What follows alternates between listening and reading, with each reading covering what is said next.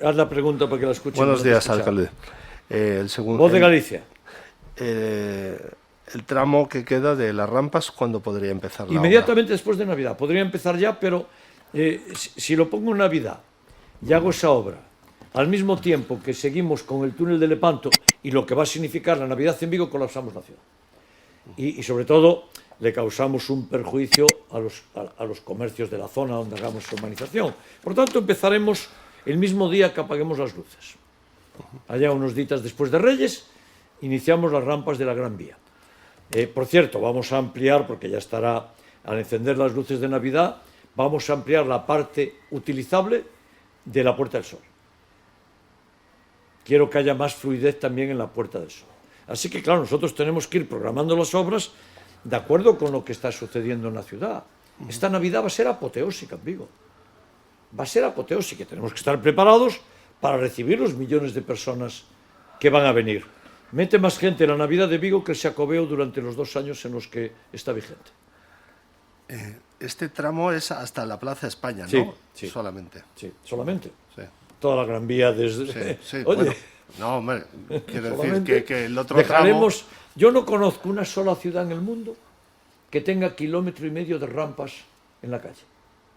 No digo que no la haya, digo que yo no la conozco. Una ciudad que tenga rampas de más de 1,5 kilómetros. ¿Es 30.000 euros más o menos?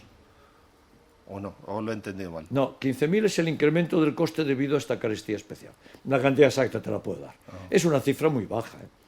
Nosotros en electricidad, en coste eléctrico en Vigo, pues debemos estar pagando unos por debajo de 5 millones de euros.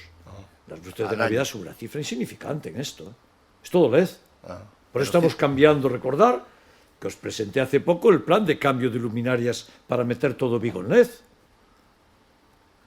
Tienes 5 millones al año. Al año. Todas las luces públicas de todo Vigo durante todo el año.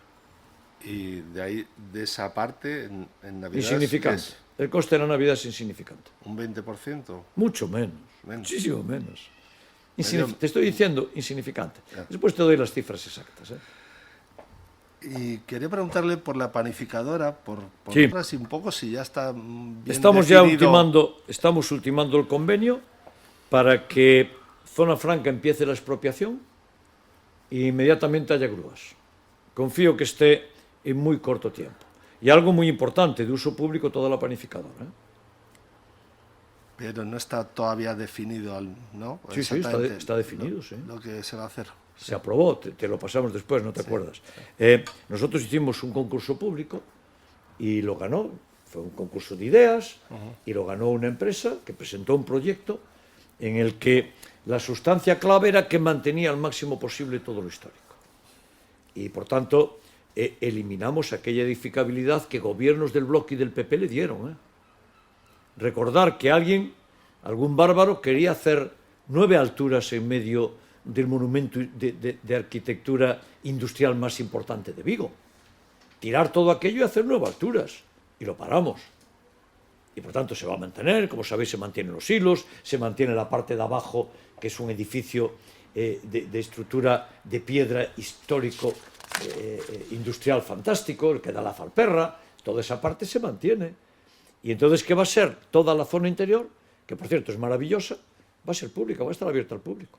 Por eso lo paga Zona Franca. ¿Para exposiciones y cosas así o para...? Hay una parte que es social, hay una parte que es de exposiciones, hay una parte que es de restauración. Te pasamos el proyecto. Te lo pasamos ahora a mediodía, tan pronto acabemos la rueda de prensa. ¿Más cuestiones?